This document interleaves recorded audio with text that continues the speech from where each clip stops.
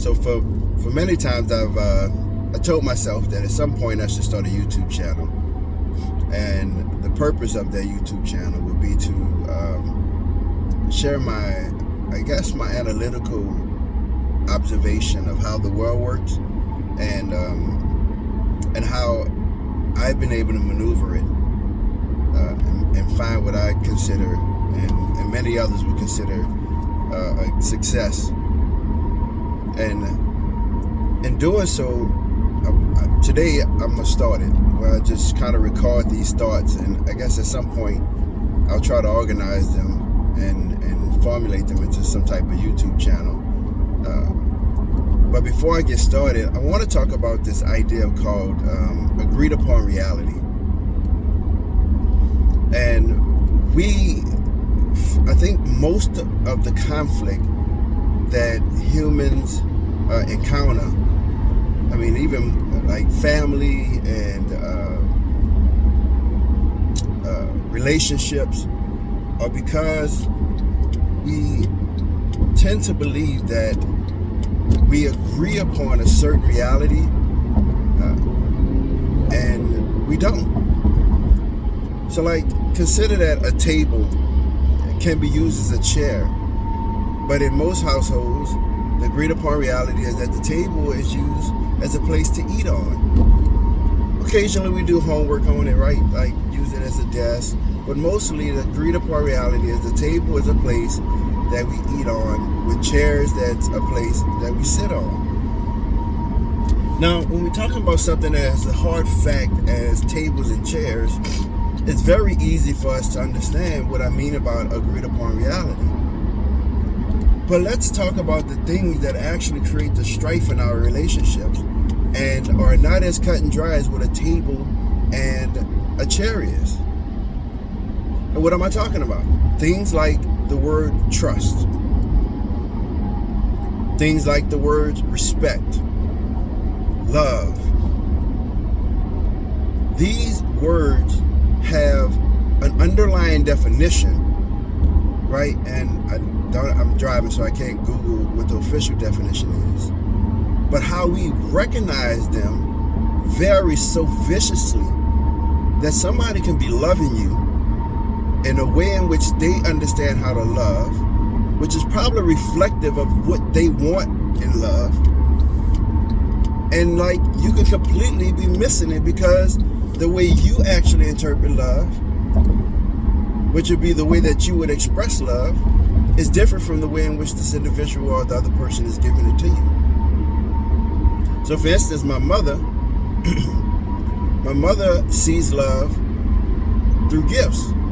Like if I gift my mother something, like there is this overwhelming feeling of joy that she gets in her face and her soul that I can visually see. Gifting is not one of my love languages, but it is something I've observed with my mother by failing to gift her during special days and times. And so now I try to ensure that when it is one of those giftable moments, that is more than just a happy birthday, more than a text or a call, more than just good words. And not that she doesn't appreciate them as well, but gifts really, really gets her excited. And so how clearly do you really know the person that you're with so that you can understand what their love language is? And like, even more complicated would be, should we seek long-term relationships outside of family ones, right, that uniquely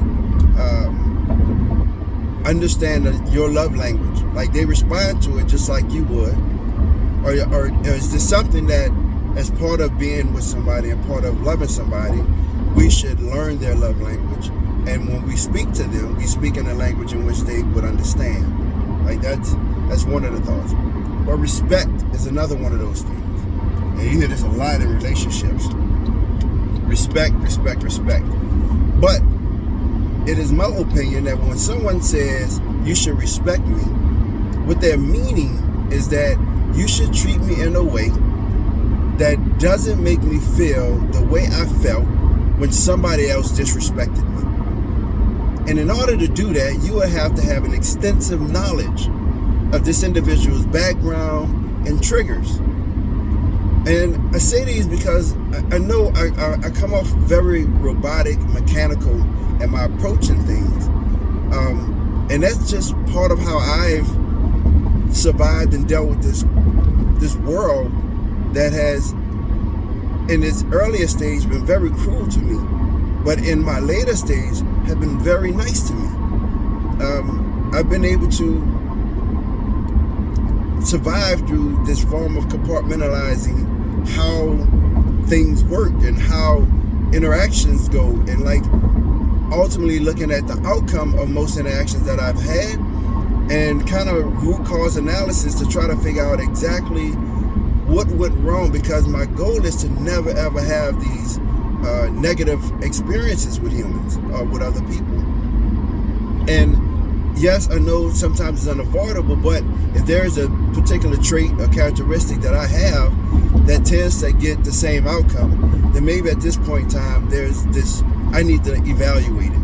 I need to see, like, what am I doing that causes a negative reaction in most people that I interact with, and whatever level that may be. And not to say that there's a bunch of these that I have, but it's just kind of how I think, as my goal is always to enhance the life of people in which I interact with. So, agreed upon realities. Very, very, very, very important for us to really be able to clarify exactly what we mean when we use terms, and we just think somebody understands when we use some of these words that are so subjective to our individual experiences as we journey in this world. So this will be my first one, and I'll continue this as they come. I'll try to keep them less than 10 minutes. But I feel like I spent, 4 decades on this earth, a little bit more now, and there are some things I picked up along the way that might be beneficial for somebody else. So thank you.